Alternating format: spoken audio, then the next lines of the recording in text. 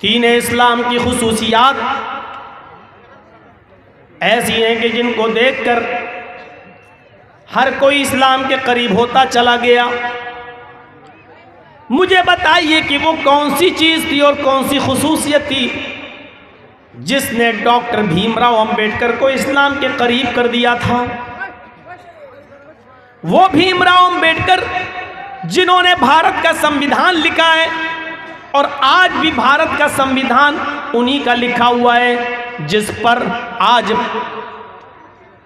हमारी सरकार भी चल रही है, सुप्रीम कोर्ट भी चल रहा है। और आसानी के साथ डॉक्टर अंबेडकर के बनाए हुए कानून को बदलने की हिम्मत किसी में नहीं है।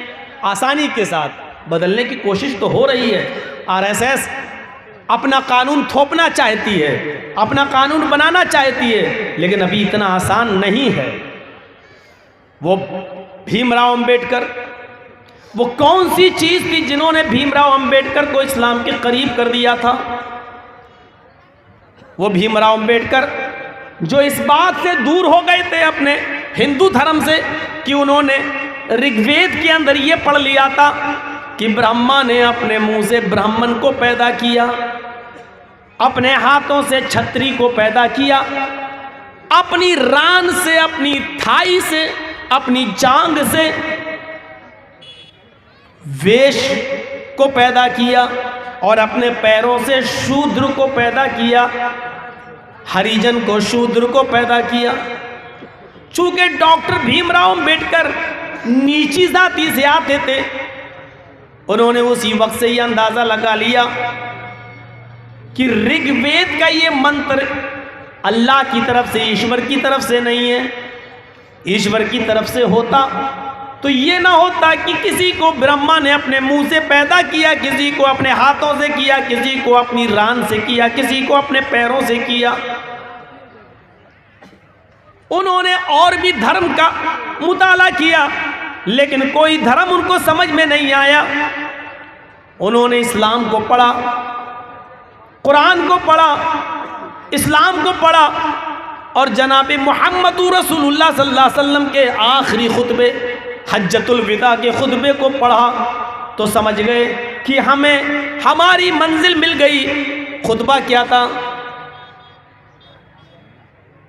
कुल्लुकुम बनी आदम व आदमु मिन तुराब।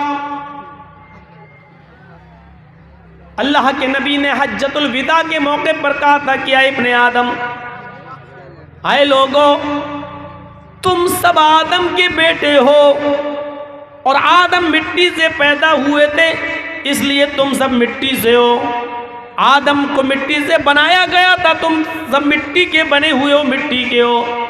ला फज़ला ले अरबी नाला आजमी, किसी अरब के रहने वाले को आजम के रहने वाले पर फजीलत नहीं है। किसी गैर अरब को अरब के रहने वाले पर फजीलत नहीं है। किसी गोरे को काले पर फजीलत नहीं है, किसी काले को गोरे पर फौकियत नहीं है। तुम सब बराबर हो, आदम के बेटे हो। न काला गोरे से अफजल, न गोरा काले से अफजल, न अरबी गैर अरबी से अफजल, न गैर अरबी अरबी से अफजल। तुम सब इंसान हो, आदम की औलाद हो और आदम मिट्टी से बने थे, तुम सब मिट्टी के हो, सब बराबर हो। इल्ला बित्तक़वा, अल्लाह की नज़र में बड़ा वो है जो अल्लाह से सबसे ज़्यादा डरने वाला है। डॉक्टर भीमराव अंबेडकर को इस चीज़ ने झंझोड़ दिया था, इस चीज़ ने झंझोड़ दिया था।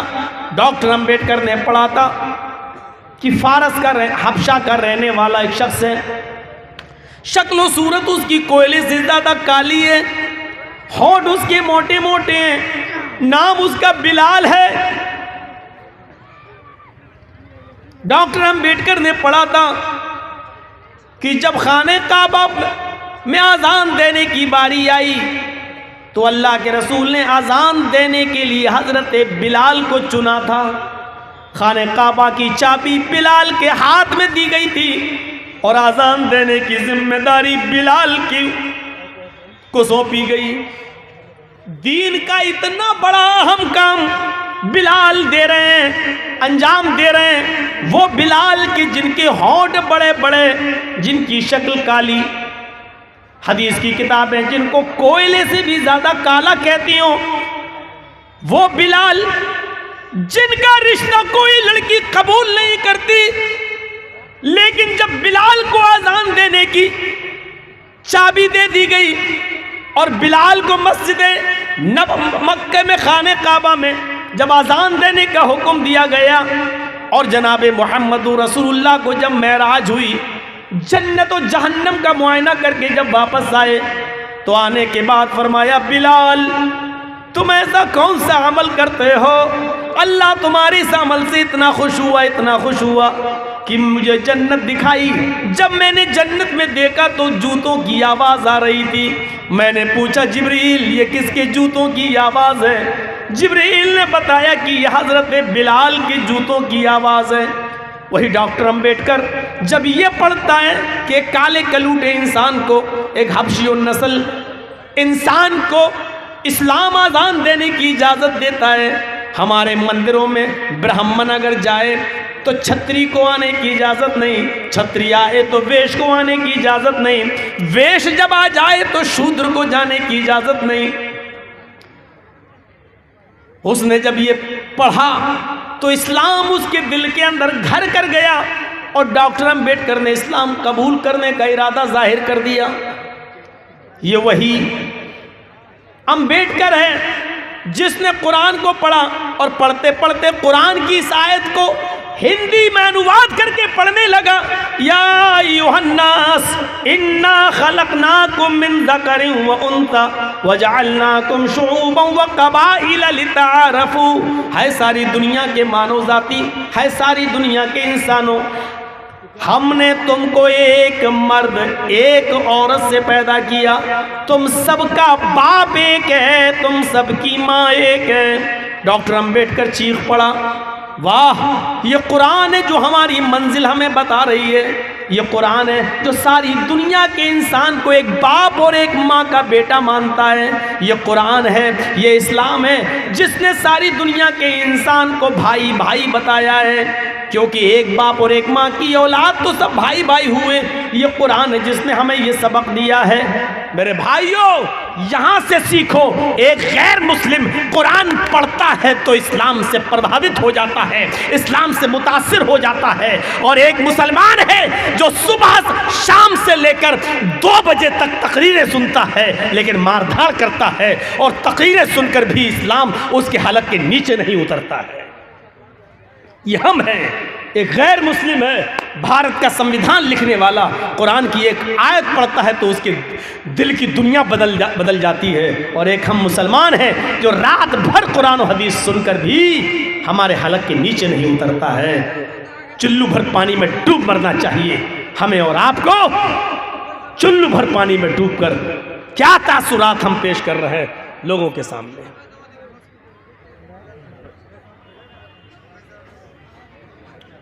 हमें अपनी ज़िंदगी में चेंजिंग लाना होगा, हमें अपनी सोच बदलना होगी अगर आपको कुछ करना है तो। लोगों ने अपनी सोचें बना ली हैं, ज़हनियतें बना ली हैं, उन्होंने ये उसूल बना लिया है कि अगर हमें सत्ता में रहना है, सरकार में रहना है, तो हमें हिंदू और मुसलमान करना है। आज यूपी के चुनाव जो होने वाले हैं, अगर उसमें बीजेपी के लोग हिंदू मुसलमान करना छोड़ दें, हिंदू मुसलमान करना छोड़ दें, पाकिस्तान का नाम लेना छोड़ दें, तो आप यकीन मानिए कि यूपी के अंदर 5 सीटें भी योगी की नहीं आ सकती। लेकिन उन्होंने अपना जहन बना लिया है, अपनी सोच बना ली है।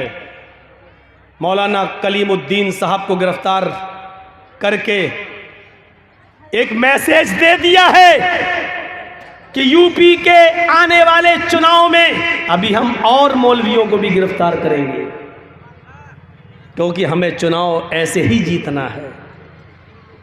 कोरोना काल के अंदर मरकज निजामुद्दीन के सिपहसालार और कायदे आजम मौलाना साद का नाम उछालकर उन्होंने ये मैसेज दे दिया है कि हमें सरकार में दोबारा वापस आना है, तो हमें हिंदू मुसलमान करके ही वापस आना है, मुस्लिम संस्थाओं को बदनाम करके ही हमें आना है।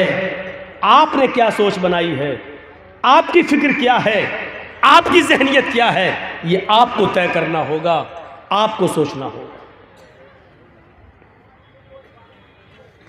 कौन सोचेगा ये? उन्होंने अपनी जहनियत बता दी है। आपके जहनों में क्या है, ये आपको तय करना होगा। आपको डॉक्टर अंबेडकर से सीखिए, क्या थी इस्लाम की खुसूसियत। आज भी इस्लाम की खुसूसियत यही है जिसके दुनिया दंग रह गई है, और इसीलिए मस्जिदें बनने नहीं दी जा रही हैं। हमारी मस्जिदों को इसीलिए तोड़ा जाता है, जलाया जाता है, शहीद किया जाता है, क्योंकि इससे मसावात का दर्स मिलता है जो गैर कौमें इसको देखना नहीं चाहती हैं। किसी भी मंदिर में घुस जाओ, एक साथ बैठकर सारे पंडितों को और सारे हिंदू भाइयों को आपने एक साथ पूजा करते हुए नहीं देखा होगा। वो करने के लिए तैयार भी नहीं है। उनकी प्रॉब्लम तो यही है, उनकी परेशानी तो यही है कि ये मुसलमानों की मस्जिदों में लोग एक साथ नमाज पढ़ते हैं, एक साथ झुकते हैं, एक साथ खड़े हो जाते हैं, एक साथ उठते हैं, एक साथ बैठते हैं। हमें देखता है बाजार में हमारा दुश्मन तो चेहरा घुमा लेता है, दूर भाग जाता है, वो हमसे आंखों से आंखें मिलाने के लिए तैयार नहीं है। लेकिन अल्लाह का घर एक ऐसा घर है जहां दुश्मन भी जाता है, दोस्त भी आता है, लेकिन दुश्मन से आंखें नहीं चुराता है। एक विरोधी दूसरे विरोधी को मस्जिद से निकाल नहीं सकता है, भगा नहीं सकता है। वो ये भी नहीं कह सकता है चल हट, पहले हम नमाज पढ़ेंगे, तू बाद में नमाज पढ़ लेना, अभी हट, मैं मस्जिद में आया हूं, तू अभी इस मौलवी के पीछे नमाज नहीं पढ़ सकता है, तू बाद में आना।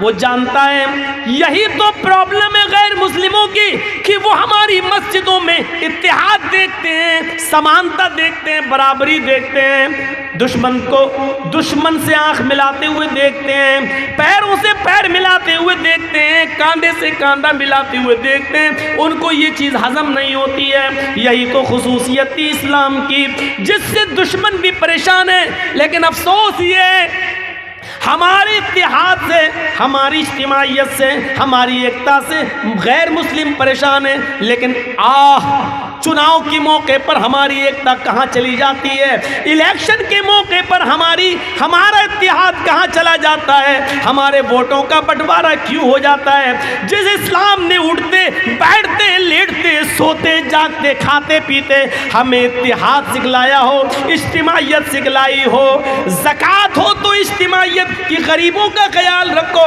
नमाज हो तो इज्तिमाइयत कि सब आपस में एक दूसरे के साथ मिल जाओ, हज का मैदान हो तो इज्तिमाइयत की पूरी दुनिया का इंसान एक ही मैदान में जमा है। अरफात के मैदान में काला भी है, गोरा भी है, अमीर भी है, गरीब भी है, फकीर भी है, गनी भी है, लंबा भी है, छोटा भी है, ठिगना भी है, ऊंचा कद भी है। हर किस्म के लोग एक ही मैदान में जमा हो गए।